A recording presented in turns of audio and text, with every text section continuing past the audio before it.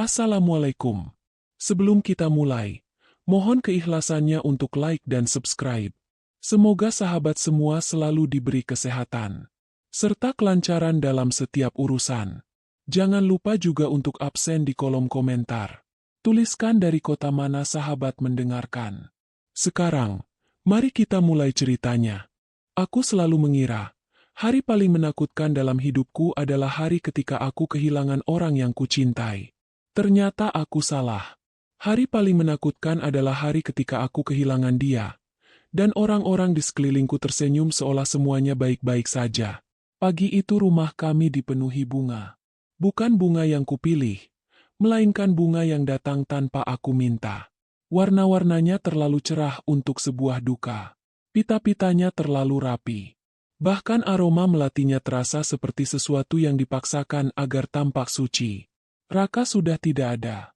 Suamiku, pria yang semalam masih memegang tanganku dan berkata, "Kalau aku capek, aku cuma butuh kamu di sini." Sekarang ia tinggal nama di bibir orang. Tinggal foto dalam figura. Tinggal kalimat belasungkawa yang berulang-ulang, sampai rasanya kosong.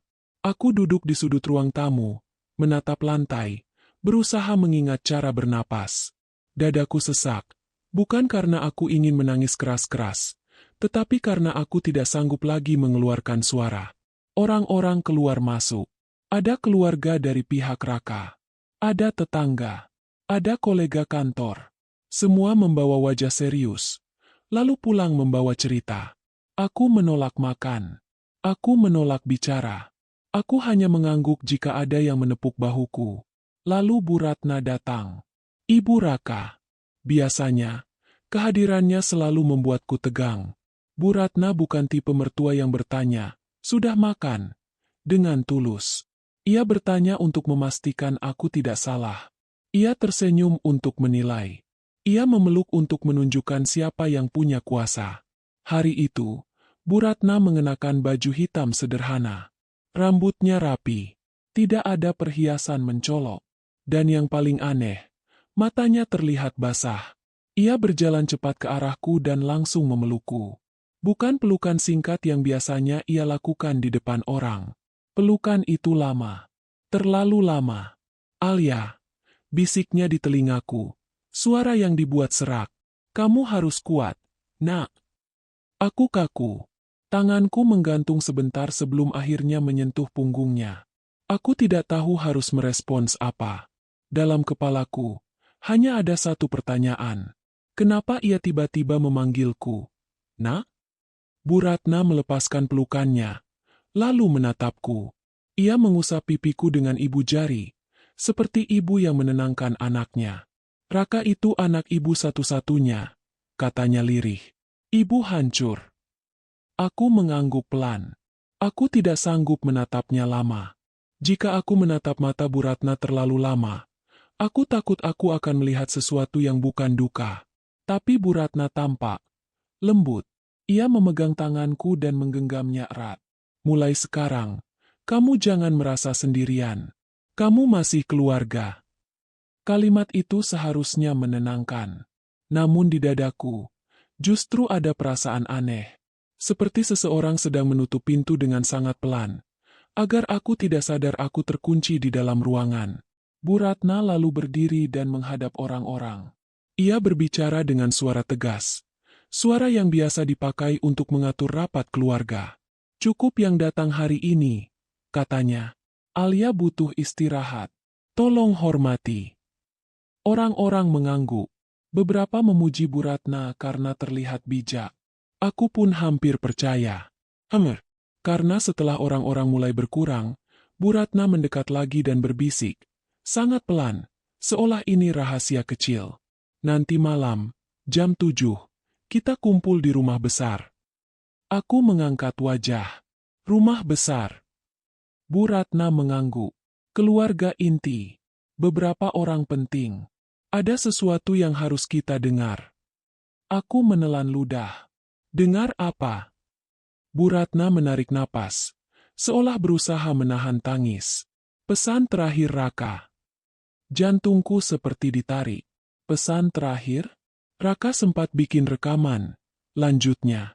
Dia titipkan ke notaris. Notaris akan putar videonya. Biar semuanya jelas. Alia, biar kamu tenang. Tenang. Kata itu diucapkan terlalu rapi. Terlalu terencana. Aku menatap Bu Ratna, berusaha memastikan apakah aku salah paham. Tetapi wajahnya tampak bersih. Seperti orang yang hanya ingin menyelesaikan prosedur. Kenapa harus kumpul keluarga? Tanyaku. Kalau itu pesan untuk duka, kenapa bukan untuk saya saja? Bu Ratna mengusap bahuku. Karena keluarga harus tahu. Supaya tidak ada salah paham. Supaya tidak ada yang merasa ditinggalkan. Kamu mengerti, kan? Aku ingin berkata tidak. Aku ingin menolak. Aku ingin pulang ke kamar, memeluk bantal Raka, dan berhenti hidup sebentar. Namun Bu Ratna memegang tanganku lebih kuat. Alia, kamu harus hadir. Ini penting. Nada suaranya lembut, tetapi ada tekanan di bawahnya. Tekanan yang tidak terlihat, tapi terasa. Aku mengangguk pelan, bukan karena setuju, melainkan karena aku tidak punya tenaga untuk melawan. Bu Ratna tersenyum kecil. Bagus. Kamu istirahat ya. Ibu urus semuanya. Sebelum pergi, ia menoleh sebentar, seperti baru ingat sesuatu. Oh ya, semua barang-barang Raka biar ibu yang rapikan dulu. Kamu jangan sentuh yang aneh-aneh. Kamu masih syok. Aku terdiam. Aku hampir protes. Tetapi Bu Ratna sudah berjalan menuju pintu, memberi isyarat pada dua orang saudaranya untuk membantu. Mereka masuk ke area dalam rumah seolah rumah ini milik mereka. Mereka mengambil beberapa map dari meja kerja Raka. Mereka mengangkat dus kecil dari lemari. Aku tidak bergerak. Aku terlalu lelah. Namun, di tengah kelelahan itu, naluriku berbisik pelan. Ada yang salah. Sore menjelang. Rumah kembali sepi. Teh di meja sudah dingin. Udara terasa kosong. Aku berjalan pelan menuju kamar Raka. Di sana masih ada aroma parfumnya. Samar, seperti sisa kehadiran yang enggan pergi. Aku duduk di tepi ranjang, memegang bantalnya, lalu menutup mata. Aku menangis tanpa suara. Aku tidak tahu berapa lama aku duduk seperti itu. Sampai mataku terasa perih. Ketika aku membuka mata, pandanganku jatuh pada meja kecil di samping tempat tidur. Ada jam tangan Raka yang biasanya selalu ia pakai. Aneh, jam itu tertinggal. Raka tidak pernah lupa jam tangannya. Aku meraih jam itu. Di bawahnya, ada buku catatan kecil. Buku yang biasanya ia selipkan di tas kerja.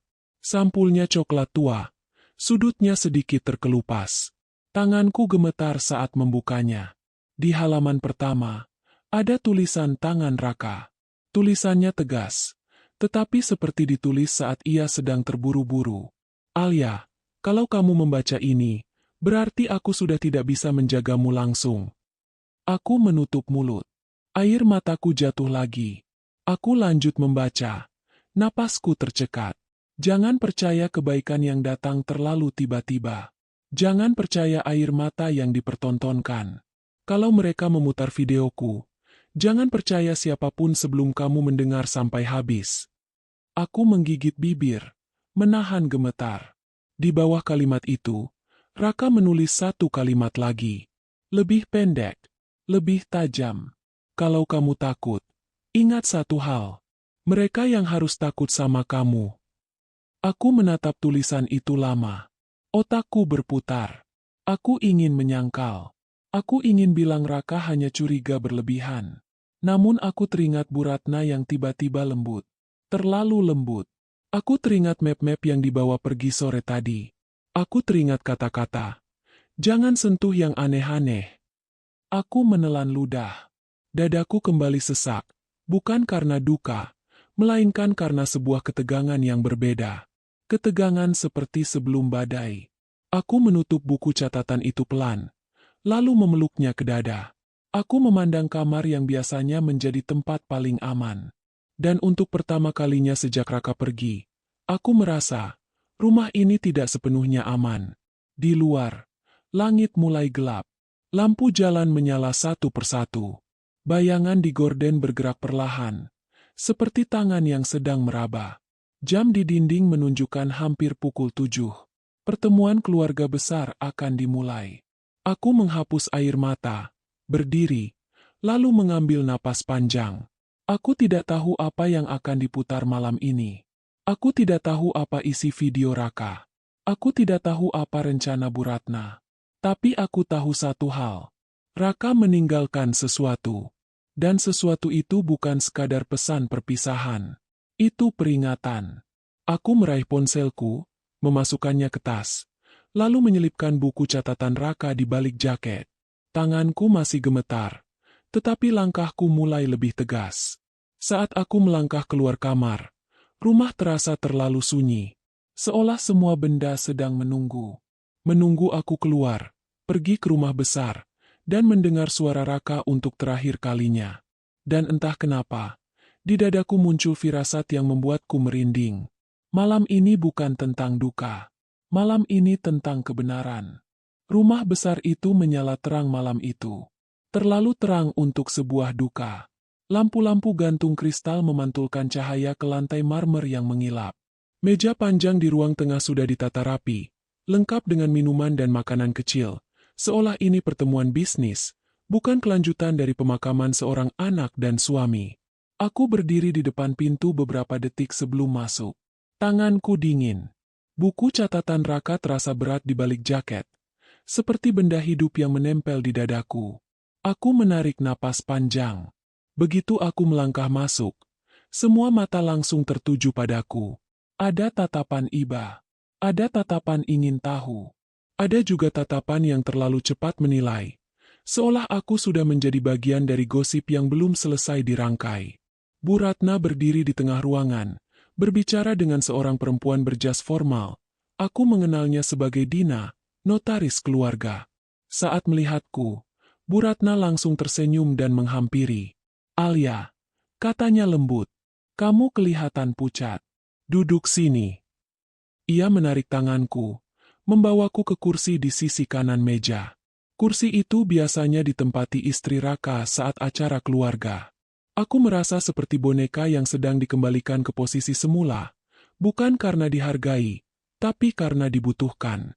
Keluarga inti mulai lengkap. Ada paman dan bibi Raka.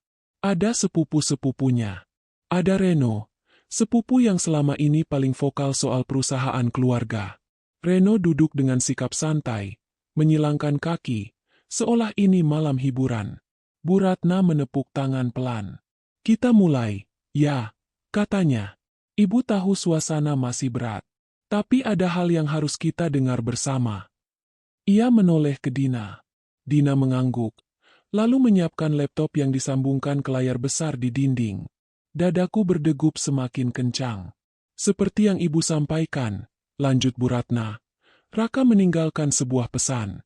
Dia ingin kita semua mendengarnya. Supaya tidak ada salah paham. Supaya semuanya jelas." Kata "jelas" diucapkannya dengan tekanan halus. Layar menyala. Wajah Raka muncul di sana. Aku refleks menutup mulut. Video itu tampak direkam sederhana. Raka duduk di ruang kerja kami, dengan rak buku di belakangnya. Ia mengenakan kemeja putih, lengan digulung, seperti kebiasaan ketika ia ingin berbicara serius. Matanya menatap kamera dengan tenang. "Halo." Suara Raka terdengar. Suara yang selama ini hanya hidup di ingatanku. "Kalau kamu melihat video ini, berarti aku sudah tidak ada." Beberapa orang menghela napas. Bu Ratna menunduk, pura-pura menyeka mata. Aku tidak bisa bernapas dengan normal. Raka tersenyum kecil. "Aku tidak pandai bicara panjang. Tapi ada beberapa hal yang harus kusampaikan." Ia berhenti sebentar, seolah mengatur napas. "Pertama, untuk keluarga. Terima kasih sudah membesarkanku. Terima kasih atas semua yang pernah diberikan." Nada Raka terdengar formal. Terlalu formal untuk anak yang biasanya hangat. Reno mengangguk puas, seolah sudah merasa aman. Namun lalu Raka melanjutkan. "Tapi ada juga hal yang harus aku luruskan." Aku merasakan udara di ruangan berubah. Wajah Raka di layar menjadi lebih serius. Selama beberapa tahun terakhir, aku menyadari satu hal. Tidak semua orang di rumah ini menginginkan kebaikan yang sama. Beberapa orang saling melirik. Bu Ratna mengangkat wajah. Alisnya sedikit berkerut, tetapi senyumnya masih bertahan. Raka menatap kamera lebih dalam. Kalau video ini diputar di depan banyak orang, itu artinya dugaan terburukku benar. Jantungku seperti berhenti sesaat. Aku teringat catatan Raka. Kalau mereka memutar videoku, jangan percaya siapapun sebelum kamu mendengar sampai habis. Raka menarik napas. Aku ingin satu orang mendengarkan ini dengan sungguh-sungguh. Matanya di layar seolah menatap langsung ke arahku. Alia. Namaku. Suara itu membuatku runtuh. Aku menangis, bukan sekadar menetes, tetapi menangis tanpa bisa kutahan. Tangisku pecah. Dadaku bergetar hebat. Aku menutup wajahku dengan kedua tangan. Suaraku keluar begitu saja. Alia. Raka mengulang. Suaranya lembut namun tegas. Pesan ini bukan untuk mereka. Ruangan mendadak sunyi. Aku mendengar seseorang menarik napas tajam. Aku mendengar kursi berderit. Aku mendengar Bu Ratna berkata pelan. Alia, tenang. Namun aku tidak bisa tenang. Raka melanjutkan. Kalau kamu mendengar ini, berarti kamu sudah mulai merasakan keanehan itu. Aku terisak. Tubuhku gemetar. Perhatian yang tiba-tiba. Kebaikan yang tidak biasa. Ajakan berkumpul yang terlalu rapi. Beberapa kepala menoleh ke arah Bu Ratna. Wajah Bu Ratna mulai menegang. Alia, kata Raka. Kamu mungkin berpikir kamu sendirian. Kamu mungkin berpikir kamu lemah karena sedang berduka. Raka berhenti sejenak, lalu berkata lebih pelan. Kamu tidak lemah. Aku mengangkat wajah, menatap layar dengan mata basah. Kamu sedang dikelilingi orang-orang yang menganggap kesedihanmu sebagai kesempatan. Suasana berubah drastis. Reno berdiri setengah. Ini maksudnya apa? Namun Raka terus bicara, seolah tidak peduli. Video ini bukan wasiat warisan, kata Raka. Bukan pembagian harta. Video ini peringatan. Aku menangis semakin keras. Bukan karena kehilangan. Tetapi karena aku baru sadar. Raka melihat semuanya sejak awal. Kalau kamu mendengar bagian ini, Alia, lanjut Raka. Jangan bicara banyak malam ini. Jangan melawan. Jangan membela diri. Aku menggeleng pelan. Meski ia tidak bisa melihat. Dengarkan saja. Simpan semuanya. Percayalah pada dirimu. Bu Ratna berdiri tiba-tiba. Matikan dulu videonya. Katanya cepat. Alia sedang tidak stabil. Dina ragu-ragu, menoleh ke layar, lalu ke Bu Ratna. Namun Raka sudah melanjutkan. Alia, katanya lebih tegas. Ada sesuatu yang aku simpan. Bukan untuk menghancurkan, tapi untuk melindungimu. Ruangan gempar. Beberapa orang berbisik.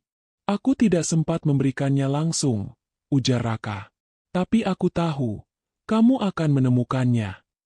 Aku teringat buku catatan di jaketku.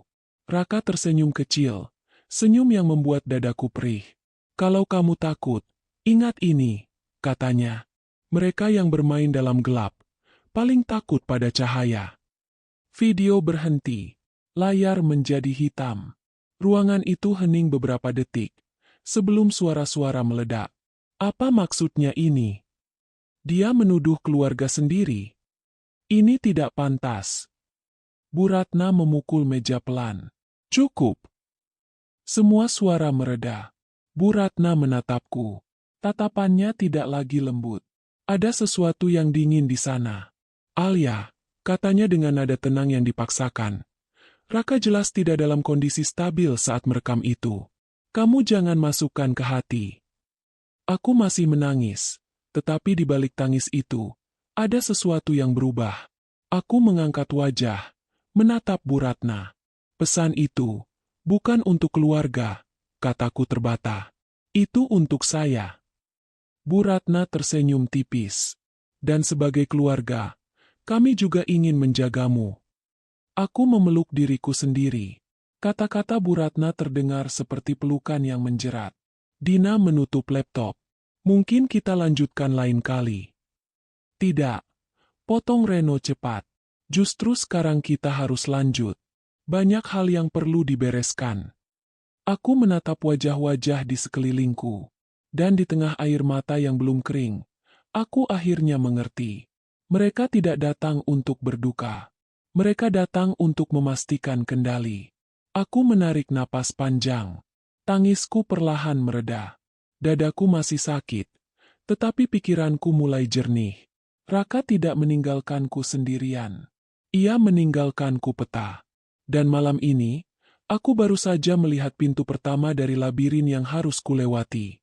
Aku menunduk, menyeka air mata, lalu berkata pelan, nyaris berbisik. Aku butuh waktu. Bu Ratna mengangguk cepat. Tentu, kami semua di sini untukmu. Aku hampir tersenyum pahit, karena sekarang aku tahu, kalimat itu bukan janji, itu ancaman yang dibungkus kesopanan. Dan sejak detik video itu berhenti, hidupku tidak lagi tentang kehilangan Raka. Hidupku tentang bertahan, dan menemukan kebenaran yang ia titipkan hanya untukku. Sejak malam itu, aku tidak pernah lagi tidur dengan tenang. Rumah terasa terlalu sunyi, tetapi sekaligus terlalu penuh. Seolah ada langkah-langkah tak terlihat yang bergerak pelan di setiap sudut, mengamati, menunggu aku lengah. Setiap kali aku memejamkan mata, wajah Raka muncul di layar, menatapku seolah ingin memastikan aku tidak salah membaca pesannya. Dan Bu Ratna, ia berubah menjadi sosok yang hampir tidak kukenal. Pagi setelah pertemuan itu, Bu Ratna datang ke rumahku dengan membawa sup hangat dan wajah penuh perhatian. Ia masuk tanpa menunggu undangan, seperti biasa. Tetapi kali ini langkahnya lebih pelan, nadanya lebih lembut. Alia, kamu pasti belum makan, katanya sambil meletakkan wadah sup di meja. Kamu jangan jatuh sakit. Raka pasti tidak mau lihat kamu seperti ini. Namanya disebut lagi. Dengan mulus. Dengan tepat sasaran. Aku duduk di sofa, menatap sup itu tanpa menyentuhnya. Aromanya menggoda, tetapi perutku menolak. Aku hanya mengangguk kecil. Bu Ratna duduk di sampingku. Terlalu dekat. Kamu jangan memikirkan video itu terlalu dalam. Lanjutnya, Raka sedang tertekan sebelum meninggal. Kamu tahu sendiri, laki-laki itu kadang menyimpan terlalu banyak prasangka. Aku menoleh pelan. Ibu yakin itu hanya prasangka? Bu Ratna tersenyum, senyum yang rapi dan terlatih. Ibu yakin Raka mencintaimu. Tapi cinta tidak selalu sejalan dengan logika. Ia meraih tanganku, menggenggamnya. Genggamannya hangat, tetapi membuat kulitku merinding. Kamu percaya ibu, kan? Aku ingin menarik tanganku, ingin berdiri dan berkata, tidak. Tetapi aku teringat kata-kata Raka. Jangan melawan. Jangan bicara banyak. Dengarkan saja. Aku menunduk. Pura-pura rapuh. Saya cuma bingung, Bu. Bu Ratna menghela napas panjang, seperti orang yang menunggu kalimat itu. Wajar. Makanya ibu akan bantu kamu. Kata bantu itu jatuh seperti batu di dadaku. Hari-hari berikutnya, Bu Ratna semakin sering datang. Kadang sendiri, kadang bersama Reno. Mereka membawa berkas, membawa pembicaraan, membawa senyum. Reno selalu bersikap santai, seolah ini semua tidak lebih dari urusan administrasi. Ini cuma pengurusan sementara, katanya suatu siang. Biar aset Raka tidak terbengkalai. Alia kan lagi berduka. Aku duduk di meja makan, menatap map-map yang mereka susun rapi di depanku. Semua tampak resmi. Semua tampak masuk akal. Terlalu masuk akal. Aku belum siap tanda tangan apapun, kataku pelan. Bu Ratna langsung menepuk punggung tanganku. Tentu, tidak ada yang memaksa. Ibu hanya ingin kamu tenang. Tenang, kata itu lagi. Namun setiap kali aku menunda, tekanan datang dengan cara lain. Gosip mulai beredar. Tetangga yang biasanya ramah kini memandang dengan ragu. Beberapa kolega Raka berhenti menghubungiku. Seseorang berbisik di belakangku. Kasihan, Tapi katanya Alia pegang semua aset Raka. Aku mendengarnya. Mereka sengaja membuatku mendengar. Suatu sore, Dina datang sendiri. Wajahnya terlihat lebih kaku dari biasanya. Ia duduk di ruang tamu, membuka map, lalu menutupnya lagi. Alia, katanya hati-hati. Aku harus jujur. Keluarga besar mulai resah. Ada yang merasa kamu menahan proses hukum. Aku menatapnya lurus. Proses hukum atau proses pengambil alihan? Dina terdiam. Matanya berkedip cepat. Aku hanya menjalankan tugas. Jawabnya akhirnya. Dan tugasku akan lebih mudah kalau kamu kooperatif. Aku tersenyum kecil. Atau kalau aku diam. Dina menghela napas. Aku sarankan kamu tidak membuat mereka tidak sabar.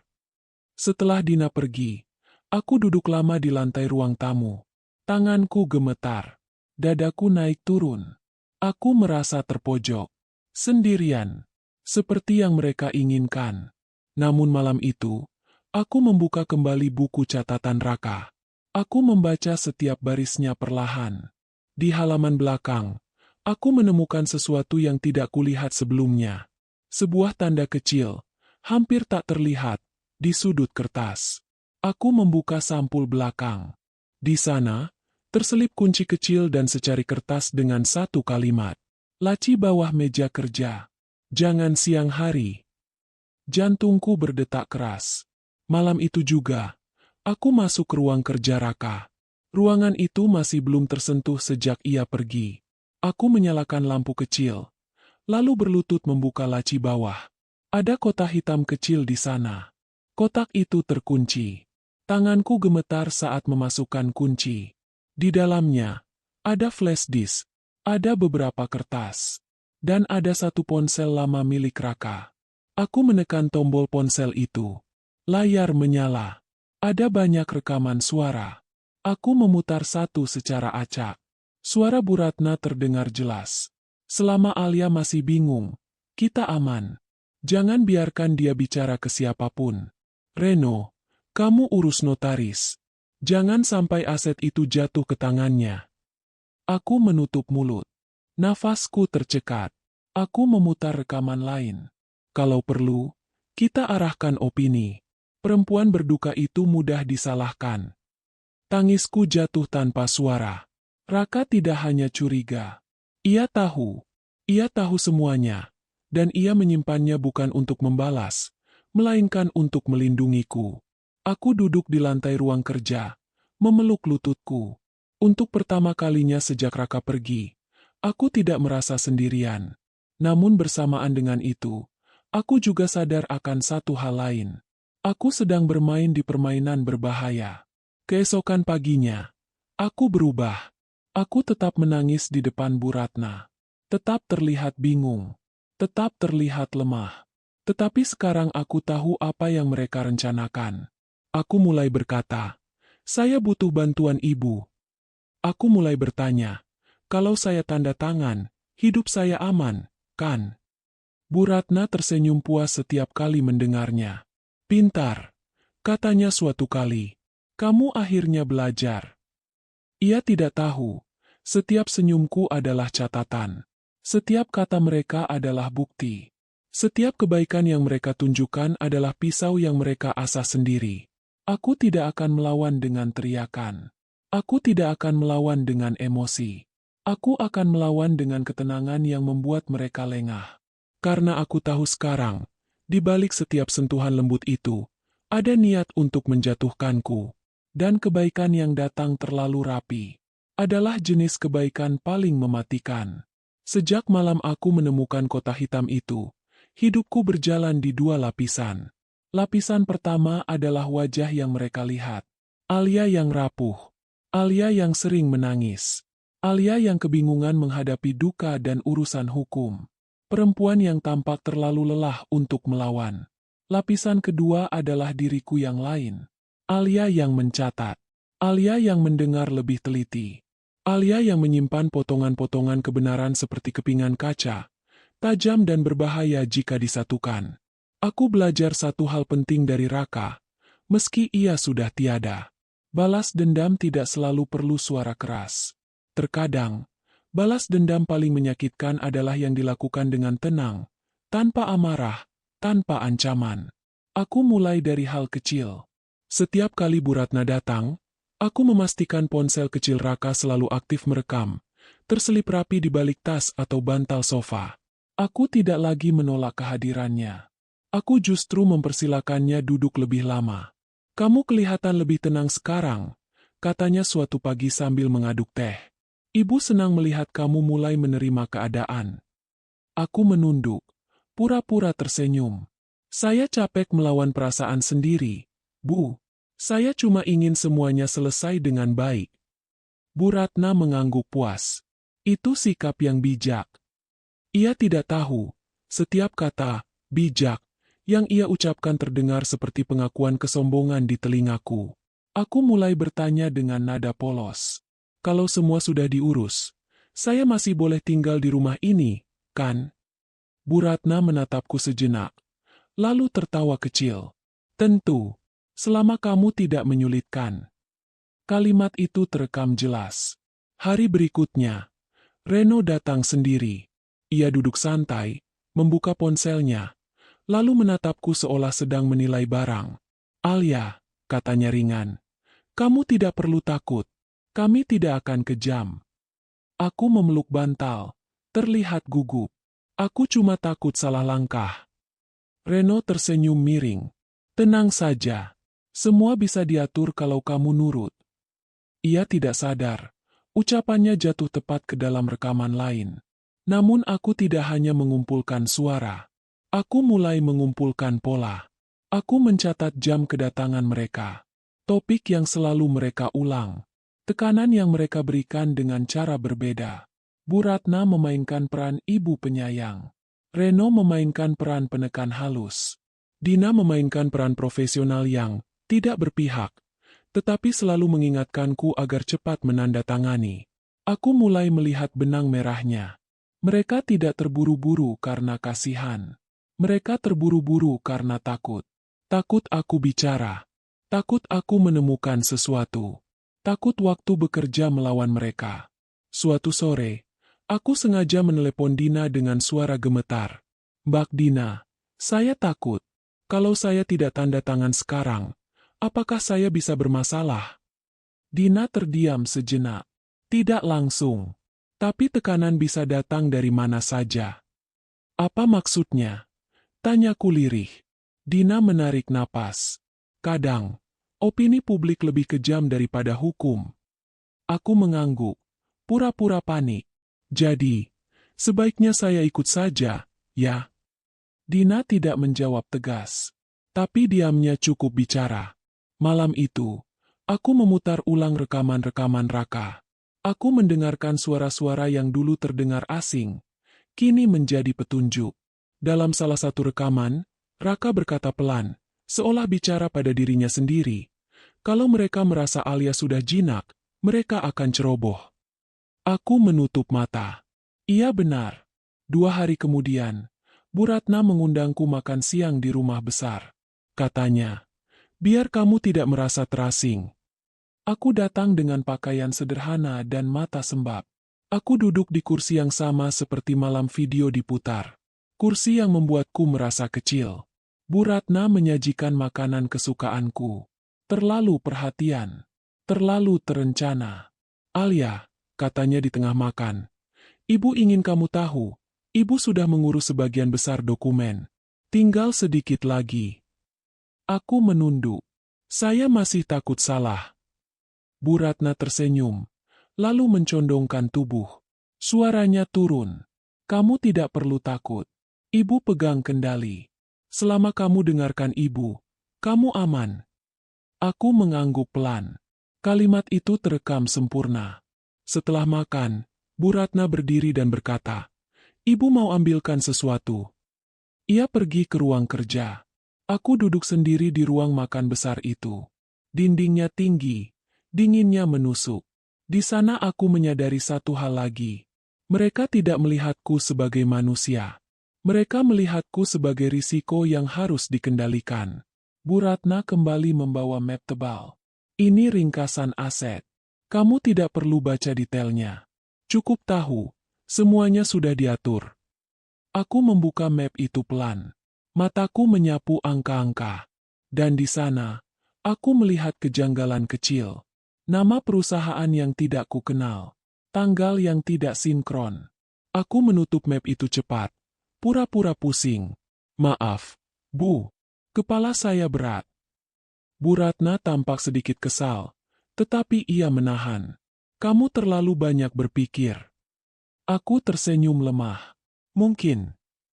Dalam perjalanan pulang, aku tidak langsung kembali ke rumah. Aku berhenti di mobil, membuka catatanku, dan menulis satu kalimat besar. Mereka mulai ceroboh. Malam itu, aku mengirim pesan singkat ke nomor yang Raka tulis di salah satu catatan kecilnya. Nomor yang selama ini belum pernah kugunakan. Aku sudah menemukan kotaknya. Aku butuh bantuan. Balasan datang 5 menit kemudian. Aku menunggu kamu bicara. Kita harus rapi. Aku menatap layar lama. Dadaku bergetar, bukan karena takut, melainkan karena aku tahu, aku tidak lagi sendirian. Aku kembali ke rumah, menutup pintu, dan duduk di lantai ruang kerja Raka. Aku mengeluarkan semua bukti, menatanya perlahan. Rekaman suara, catatan tanggal, nama-nama. Aku tidak akan menyerang sekarang. Aku akan menunggu saat yang tepat. Karena balas dendam yang terburu-buru hanya memuaskan sesaat. Tetapi balas dendam yang tenang, yang disiapkan dengan sabar, akan membuat orang-orang yang merasa berkuasa, runtuh oleh kesalahan mereka sendiri. Dan saat itu tiba, aku tidak perlu berteriak. Aku hanya perlu membuka kebenaran. Nomor itu mengajakku bertemu 2 hari setelah pesan singkatku terkirim. Kami sepakat di sebuah klinik kecil yang letaknya tidak jauh dari rumah sakit tempat Raka dinyatakan meninggal. Tempatnya sepi, parkirannya sempit, dan orang-orang datang lalu pergi tanpa saling memperhatikan. Di tempat seperti itu, rahasia bisa lewat tanpa menimbulkan gema. Aku duduk di bangku tunggu, pura-pura menatap brosur kesehatan, padahal mataku terus mencari. Lalu seorang laki-laki berusia sekitar 40 tahun duduk di sebelahku, memakai kemeja polos dan topi.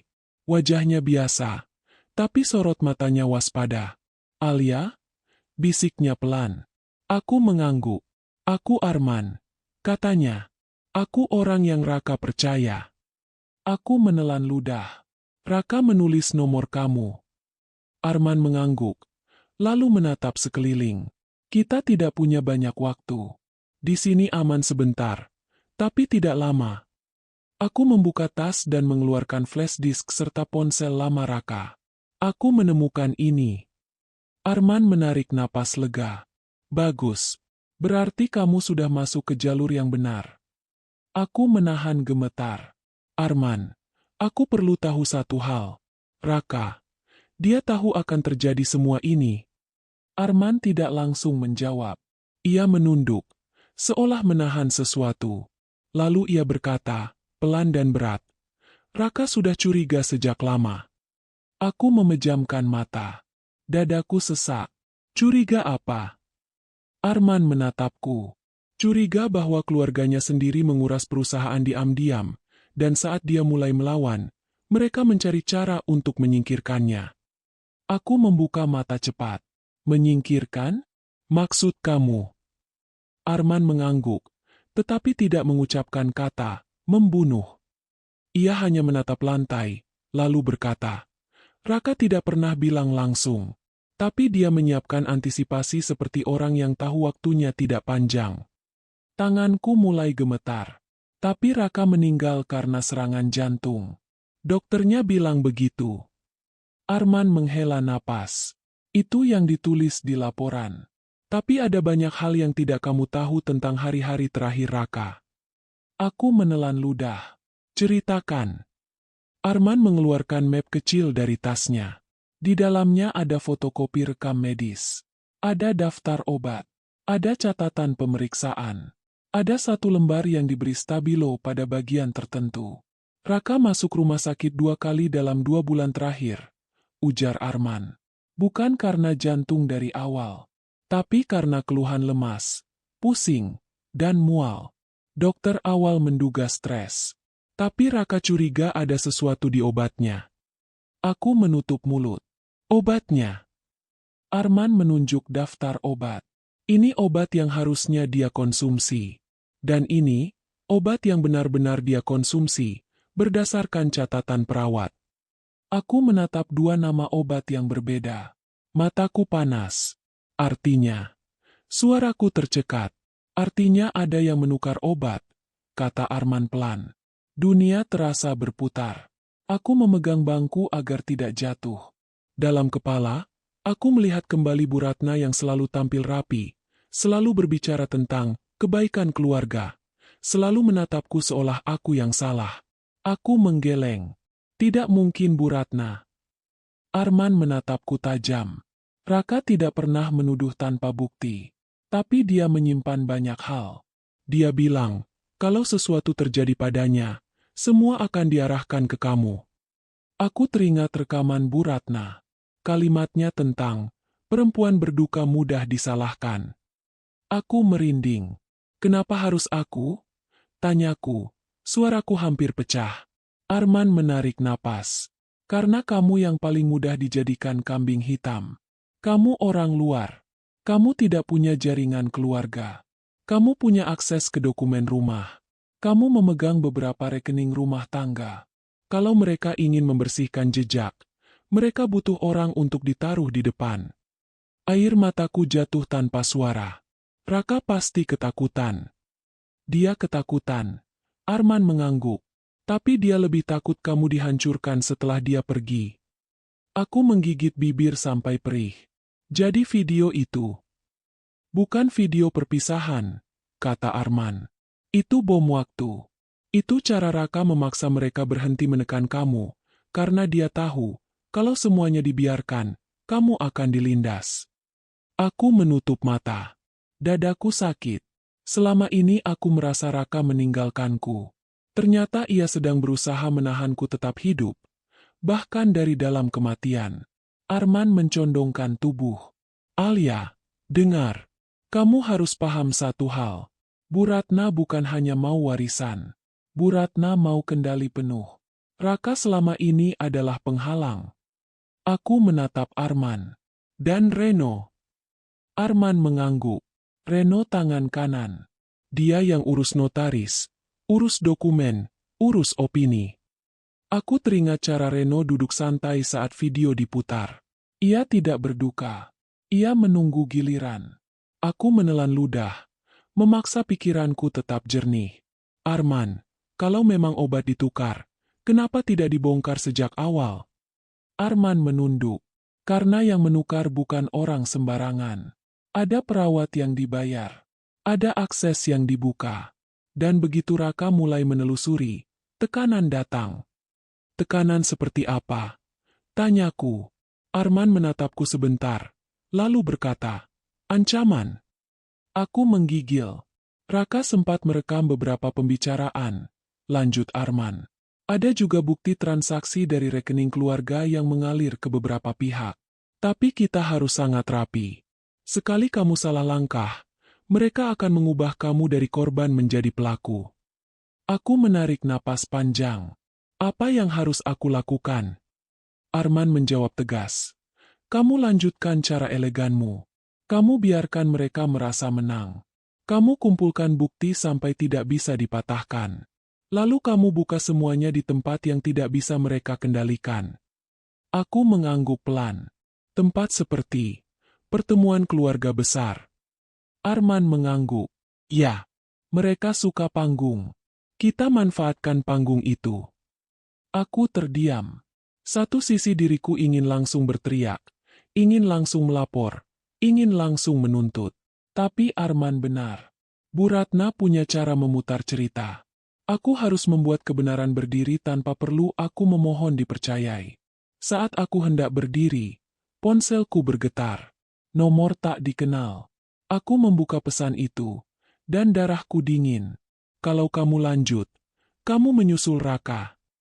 Tanganku gemetar. Aku menatap Arman, menunjukkan layar. Wajah Arman mengeras. Mereka sudah mulai takut. Aku menelan ludah. Aku harus berhenti. Arman menggeleng tegas. Justru sekarang kamu tidak boleh berhenti. Tapi kamu harus lebih hati-hati. Aku memasukkan ponsel ke tas. Mencoba bernapas. Tangisku tertahan di tenggorokan. Ketakutan menggigit. Tapi di baliknya ada sesuatu yang lebih kuat mulai terbentuk. Marah yang terarah. Aku menatap Arman. Suaraku pelan namun mantap. Aku tidak akan mundur. Arman mengangguk. Bagus. Tapi satu lagi. Apa? Tanyaku. Arman mendekat sedikit. Ada bagian video Raka yang belum diputar. Aku membeku. Belum diputar. Arman mengangguk. Raka sengaja memecahnya. Bagian pertama untuk memancing reaksi. Bagian terakhir adalah kartu mati. Dadaku berdetak keras. Kartu mati itu apa? Arman menatapku dalam-dalam. Nama pelaku utama. Dan cara dia memastikan mereka tidak bisa menyentuh kamu lagi. Aku menelan ludah. Di kepalaku, wajah Bu Ratna muncul lagi. Kali ini bukan sebagai mertua yang menekan, melainkan sebagai ancaman yang nyata. Aku berdiri perlahan. Kakiku masih lemas, tetapi pikiranku mulai tajam. Di luar klinik, langit mendung, angin membawa udara dingin. Rasanya seperti pertanda. Aku menatap jalanan, lalu berbisik pada diri sendiri. Raka, aku dengar. Aku akan hidup. Aku akan bertahan. Dan ketika waktunya tiba, aku akan membuka kebenaran itu. Dengan cara yang paling elegan, paling tenang, dan paling menyakitkan bagi mereka yang menganggap aku mudah dihapus. Undangan itu datang 3 hari setelah ancaman dikirim ke ponselku. Bukan undangan dengan bahasa halus. Bukan pula ajakan penuh empati. Itu pesan singkat dari Bu Ratna, pendek dan tegas, seolah ia sedang memanggil seseorang yang berada di bawah kendalinya. Besok sore, rumah besar. Kita selesaikan semua urusan. Aku membaca pesan itu berulang kali. Kata selesaikan terdengar seperti keputusan sepihak. Seperti vonis yang sudah ditentukan, tinggal dibacakan. Aku menghela napas panjang, lalu menutup ponsel. Tidak ada lagi keraguan di dadaku. Justru ada ketenangan yang aneh. Ketika seseorang sudah terlalu lama ditekan, titik baliknya seringkali bukan ledakan, melainkan keheningan yang mantap. Aku menyiapkan semuanya dengan rapi. Rekaman suara Bu Ratna, percakapan Reno, salinan transaksi yang diberikan Arman, bagian video Raka yang belum pernah diputar. Aku tidak membawa semua bukti itu dalam satu tempat. Aku belajar dari cara Raka berpikir. Jangan pernah menggenggam semua kartu di satu tangan. Sore itu aku datang ke rumah besar sendirian. Langit mendung. Udara terasa berat. Rumah itu berdiri megah seperti biasa. Tetapi kali ini aku melihatnya berbeda. Bukan sebagai tempat keluarga, melainkan sebagai panggung. Dan di panggung ini, semua orang akan memainkan perannya masing-masing. Ruang tengah sudah dipenuhi orang. Bu Ratna duduk di kursi utama, tegak dan tenang, mengenakan pakaian rapi berwarna gelap. Di sisi kanannya duduk Reno, dengan ekspresi yakin yang hampir arogan. Dina, sang notaris, duduk sedikit ke samping, wajahnya datar, tetapi matanya waspada. Aku melangkah masuk. Beberapa kepala menoleh. Beberapa orang berhenti berbisik. Tidak ada sapaan hangat. Tidak ada pelukan. Aku hanya disambut tatapan yang ingin menilai, bukan memahami. Alia. Bu Ratna memanggil. Suaranya tenang. Duduk.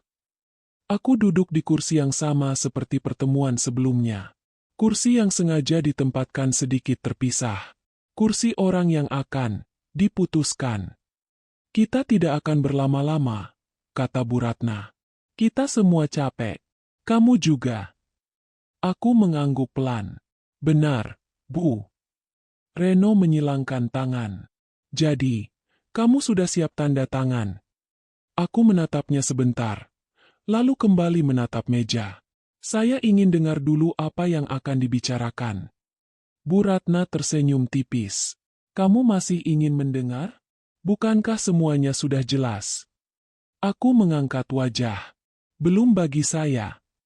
Bu Ratna menahan senyum. Ia menoleh ke Dina. Silakan dibacakan. Dina membuka map, lalu mulai menjelaskan dokumen pengurusan aset sementara. Kalimat-kalimatnya rapi, netral, dan terdengar sah. Jika aku tidak tahu apa-apa, mungkin aku akan percaya.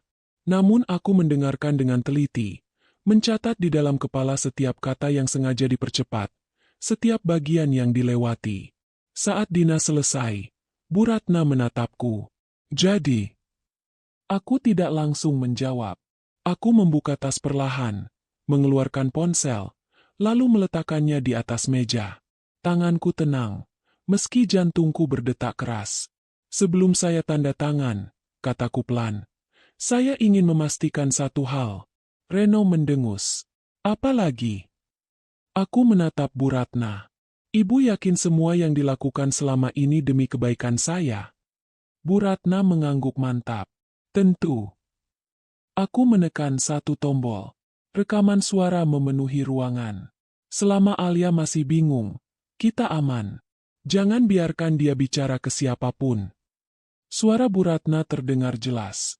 Ruangan mendadak sunyi. Reno menoleh cepat. Apa-apaan ini?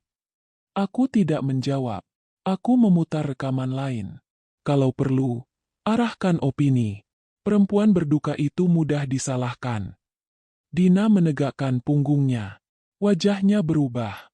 Beberapa anggota keluarga saling berpandangan. Tidak lagi nyaman. Bu Ratna berdiri. Matikan itu. Aku mengangkat tangan. Isyarat tenang. Sebentar, Bu. Ini belum selesai. Aku memutar rekaman Reno. Yang penting dia tanda tangan. Setelah itu, mau dia jatuh bagaimana, bukan urusan kita. Reno berdiri juga. Itu konteksnya beda. Aku menatapnya tanpa emosi. Konteks apa yang membuat kalimat itu bisa dibenarkan? Tidak ada jawaban. Bu Ratna mencoba tersenyum, tetapi sudut bibirnya bergetar. Alia, kamu salah paham. Ini semua bisa dijelaskan. Aku mengangguk pelan. Saya berharap begitu.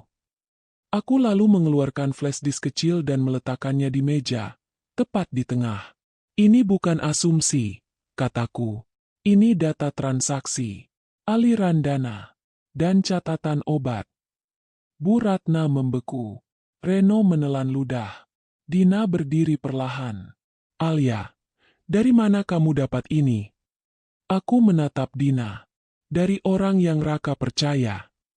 Nama Raka menggantung di udara. Beberapa detik tidak ada yang bicara.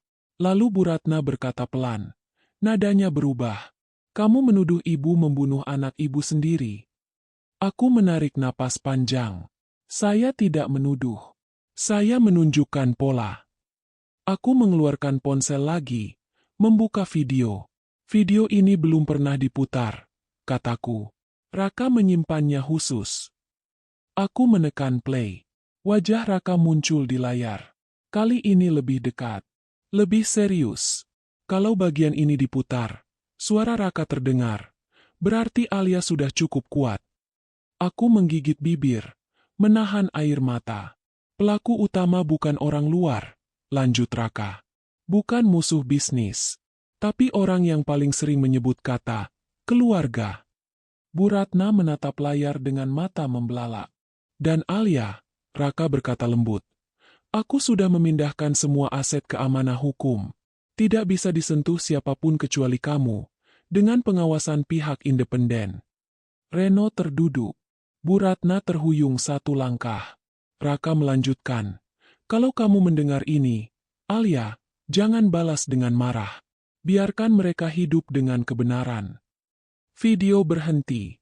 Keheningan jatuh seperti benda berat. Dina menutup mapnya. Dengan bukti ini, saya tidak bisa melanjutkan dokumen tadi. Bu Ratna menatapku. Matanya merah. Kamu menghancurkan keluarga ini. Aku berdiri pelan. Tidak, Bu. Saya hanya menghentikan kebohongan. Reno mencoba bicara, tetapi suaranya tidak keluar. Aku mengumpulkan barang-barangku. Tanganku masih gemetar, tetapi langkahku mantap. Saya tidak akan tanda tangan apapun hari ini, kataku. Dan mulai sekarang, semua urusan akan lewat jalur hukum. Aku menatap Bu Ratna untuk terakhir kalinya hari itu. Sidang keluarga ini selesai. Aku melangkah keluar dari rumah besar itu tanpa menoleh. Di luar, hujan mulai turun perlahan. Untuk pertama kalinya sejak Raka meninggal, aku menghirup udara tanpa rasa sesak. Karena aku tahu, setelah hari ini, kendali tidak lagi ada di tangan mereka. Dan balas dendam paling elegan adalah membiarkan kebenaran berdiri sendiri. Hujan turun sampai malam, seolah langit ikut membersihkan sisa-sisa dusta yang menempel di hidupku.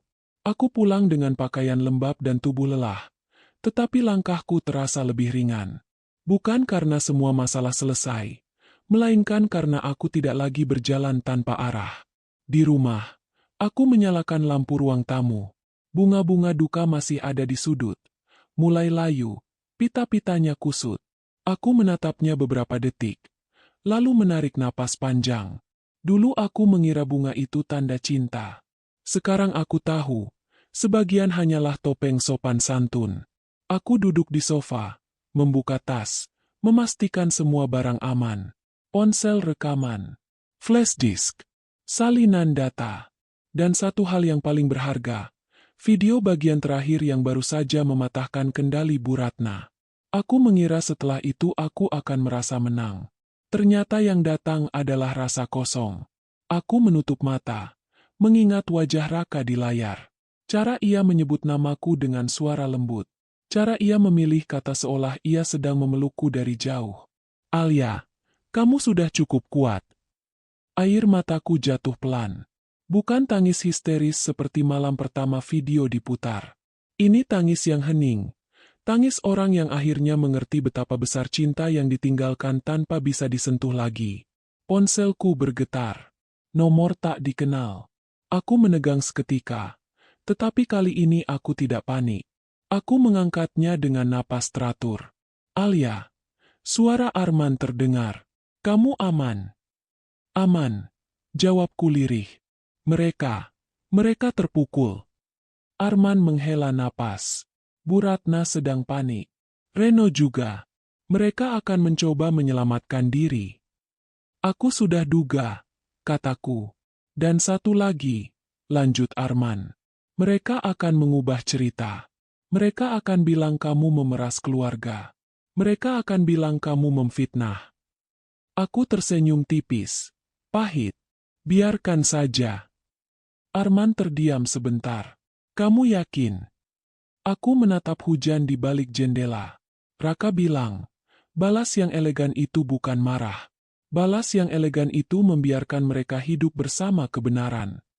Arman mengangguk, meski aku hanya bisa mendengarnya dari suara. Baik, tapi kamu tetap harus hati-hati. Mereka sudah kehilangan kendali. Orang yang kehilangan kendali bisa nekat. Setelah telepon ditutup, aku berdiri, berjalan ke kamar, lalu membuka lemari. Di sana masih tergantung kemeja Raka yang belum sempat kucuci. Aku mengusap kainnya pelan, seperti menyentuh ingatan. Aku tidak tahu harus merasa apa tentang Bu Ratna. Sebagian diriku ingin membenci selamanya. Sebagian diriku lelah membenci. Aku hanya ingin hidupku kembali normal. Walau aku tahu itu mustahil. Normal versi lama sudah mati bersama Raka. 3 hari setelah sidang keluarga kedua, investigasi resmi benar-benar berjalan. Dina, sang notaris, mengirim pesan singkat padaku. Alia, aku akan bersaksi. Aku tidak bisa menutup mata lagi. Aku membaca pesannya lama. Dina bukan malaikat. Tapi dalam situasi seperti ini, satu orang yang memilih kebenaran bisa mengubah arah. Hari itu juga, Reno menghubungiku. Alia, suaranya terdengar dipaksa ramah. Kita bisa bicara baik-baik. Kamu mau apa? Angka berapa? Kamu sebut. Aku menarik napas. Reno, ini bukan soal angka. Reno tertawa kecil, tetapi terdengar gugup. Semua orang punya angka. Aku menahan emosi. Aku tidak menjual kebenaran. Suaranya berubah dingin. Kamu akan menyesal. Aku memutus panggilan tanpa menjawab. Ancaman tidak lagi membuatku gemetar, karena aku sudah melihat wajah asli mereka. Dan yang lebih penting, aku tidak lagi sendirian. Ada Arman, ada Dina, ada bukti, ada sistem yang Raka siapkan. Namun malam itu, Bu Ratna datang. Ia berdiri di depan pintu rumahku tanpa sopir, tanpa pengawal, tanpa wibawa. Hanya seorang perempuan tua dengan mata merah dan bahu yang turun. Aku membuka pintu, tetapi tidak mempersilakan masuk. Aku menatapnya lama. Bu Ratna menelan ludah. Alia, ibu cuma mau bicara. Aku merasakan marah naik, tetapi aku menahannya. Bicara apa, Bu? Bu Ratna menunduk. Suaranya bergetar. Ibu salah. Kalimat itu seharusnya terdengar seperti permintaan maaf. Namun di telingaku, itu terdengar seperti orang yang baru sadar ia kalah. Aku kehilangan Raka, kataku pelan. Ibu tidak. Bu Ratna mengangkat wajah. Air mata jatuh. Ibu kehilangan dia setiap hari. Tapi ibu juga takut. Takut apa? Tanyaku. Suaraku tetap tenang. Bu Ratna menggenggam tas kainnya. Tas sederhana yang tidak pernah ia pakai dulu. Takut semuanya runtuh. Takut orang-orang tahu kelemahan ibu. Takut ibu tidak punya apa-apa. Aku menatapnya. Tidak terharu. Dan karena itu ibu menghancurkan aku. Bu Ratna terisak. Ibu pikir kamu akan ambil semuanya. Ibu pikir kamu akan menghapus ibu dari hidup Raka. Aku menahan napas. Bu, aku cuma ingin jadi istri yang baik. Bu Ratna menutup wajahnya. Ibu tidak percaya pada kebaikan. Ibu hanya percaya pada kendali. Kata kendali itu akhirnya keluar jujur. Tanpa hiasan. Aku mengangguk pelan. Sekarang ibu sudah kehilangan kendali. Bu Ratna terdiam. Tangisnya mengecil, tetapi matanya semakin kosong. Ibu menyesal. Aku memandangi wajahnya, mencoba mencari sisa-sisa manusia di balik topeng yang selama ini ia pakai. Dan aku menemukannya. Ada. Tapi terlambat. Apa ibu tahu penyesalan itu tidak menghidupkan orang? Tanyaku. Bu Ratna mengangguk pelan. Ibu tahu. Aku menatap hujan yang mulai gerimis lagi. Raka menyiapkan semuanya bukan untuk menghukum ibu dengan kemiskinan. Bu. Dia menghukum ibu dengan kenyataan. Bu Ratna menutup bibir, menahan isak. Dia benar-benar memindahkan semuanya. Aku menatapnya. Iya. Dan ibu tidak bisa menyentuhnya. Bu Ratna menggeleng, seperti orang yang kehilangan tanah pijakan. Jadi, ibu benar-benar kalah. Aku menarik napas. Bu Ratna, ini bukan pertandingan. Ini akibat. Bu Ratna menatapku. Matanya memohon. Alia, ibu minta satu hal. Aku diam. Boleh ibu dengar pesan terakhir Raka, yang benar-benar untuk ibu? Tanyanya lirih. Aku terdiam lama. Dadaku bergemuruh. Aku ingin menolak. Tapi aku juga tahu, rasa sakit paling tajam untuk orang seperti Bu Ratna adalah mendengar kebenaran dari mulut anak yang ia kendalikan seumur hidup. Aku membuka pintu lebih lebar. Masuk.